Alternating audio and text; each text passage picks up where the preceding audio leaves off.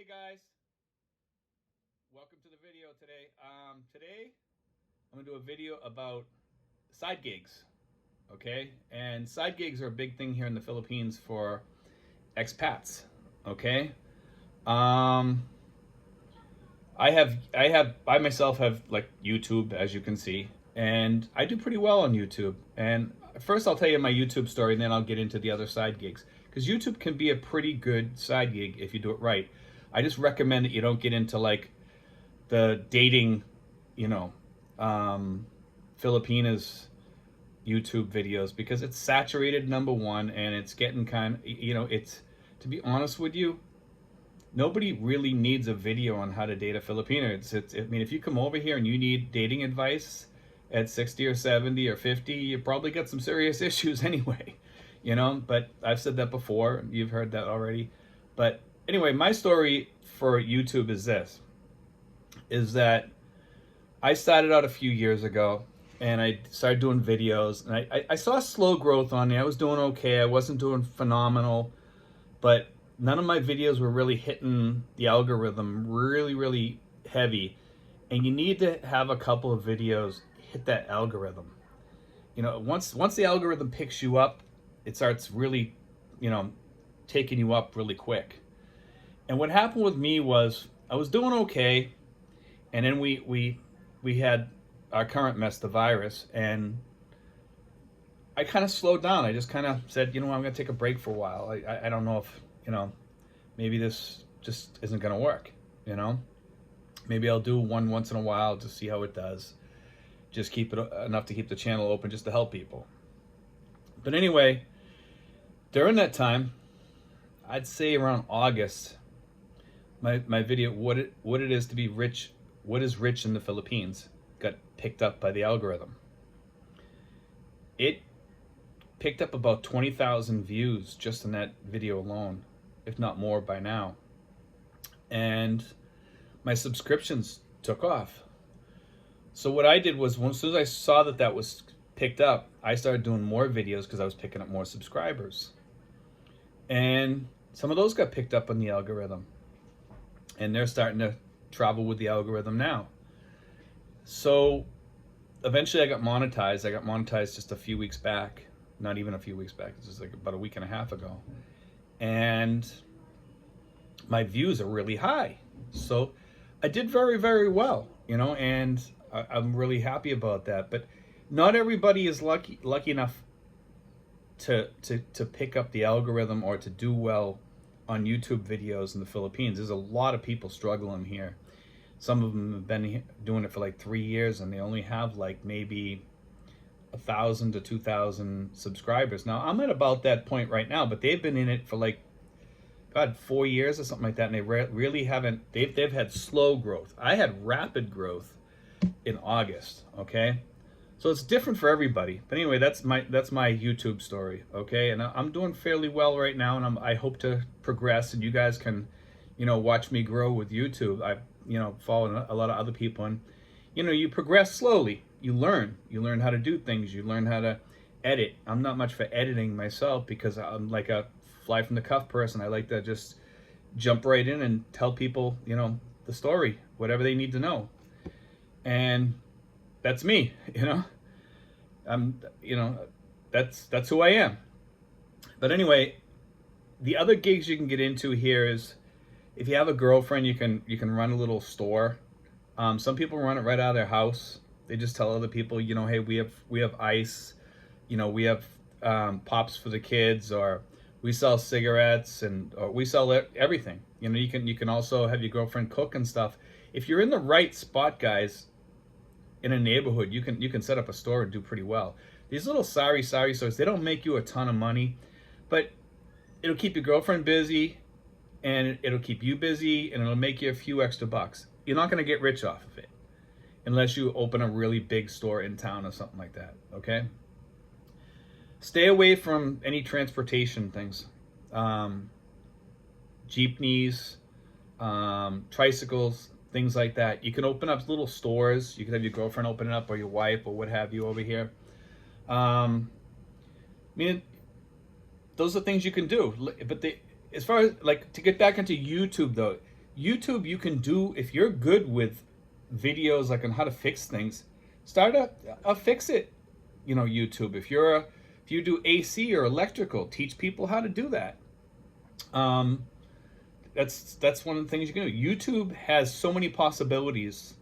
You just have to find your niche in YouTube, and have a little patience so that you get picked up. Have the patience. Figure out how to name your videos so they're kind of eye-catching, and just take it from there. The other thing, guys, is TEFL. TEFL, you can teach English with a TEFL certificate. I recommend getting at least a 240 hour TEFL certificate. It costs you about $100 when they're on sale. Okay, and you do the whole thing online. It's not hard, it's pretty easy, and you can teach online through apps. Now, some people are going to tell you, well, it's all saturated, you can't get in anymore, it's not like what it used to be. That's totally false.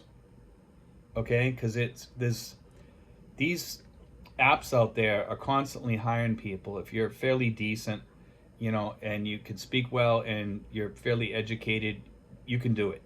Especially if you're a teacher or something like that, or you have some sort of degree. The degree helps you too. When you pass in all the information about yourself, they're going to look at that and say, oh, this guy has a degree, and look, he has a TEFL certificate, or he has a, he taught English back in the States or whatever. All that stuff helps, okay? The other thing is that you can teach in some countries, like the Philippines. You can teach English here, but they mostly have English here already, so it's a little bit different. But I mean, you'd be better off like teaching in Vietnam or Thailand or China or where have you, or many of the other countries, Malaysia. There's so many other places out there you can come over to Southeast Asia and teach. The Philippines, I mean, if you have a teaching certificate, I'm sure you could probably even find a way to teach over here. Teaching English, though, over here is not a really big priority of the people that live here. Okay, so you're better off actually teaching through the apps. There's very few jobs here teaching English in the Philippines. Okay, because I would say they speak English probably like 25 to 40% of the time here. Okay, so, but on the apps, definitely, definitely. Other things you can do, if you live in a community where there's a lot of expats, you can help expats with their computers. If you know how to run computers, if you know how to set up things for them online, how to set up selling things online, there's all different types of side gigs you can get into. I mean, I'm just like trying to scrape the surface here to get people started and kind of help them out. My girlfriend sells, like I said, she has a little store here. We have 2 refrigerators. We sell Coca-Cola. We sell ice pops. We sell ice. My girlfriend sells all kinds of stuff, And we have, the only problem with that is you have people knocking on the door sometimes, stuff like that. But you deal with it, And it works out pretty well for us. The other thing is, you could make things. You can help people if you're pretty handy doing woodworking or something like that. You could sell furniture here. You could help people fix things around here. Once you're a resident here, you can work here. Okay, you can just start your own little business. Make sure that your businesses are registered, with the city and everything, so that you're all legal, and that you do all that stuff. We definitely want to have, everything registered with the government. If you need to register with the government, if it's that type of business that needs to be registered, okay, to be safe. But side gigs work out pretty good, like with YouTube. It's probably the greatest little side gig there is, but you need good Wi-Fi over here, okay? And Wi-Fi is key. So just something to throw out there. That Wi-Fi is very, very important. If you're out in the provinces, you're probably not going to have good Wi-Fi, And some of the other side gigs out there, guys, if you live out in the provinces, people raise pigs, they raise chickens, they raise goats, lambs, you know, all kinds of animals, chickens, sell eggs. You know, that's if you live out in the provinces. You can raise animals for food and sell it in town. Sell it to the local slaughterhouse or to the markets or whatever, you know. And you can make tons of money doing that if you know what you're doing. And if you were a farmer before, or you did a little bit of farming back home, you can do it here. You know, there's feed stores and everything here. So I mean, you can get your feed here. It's pretty simple. These places are pretty.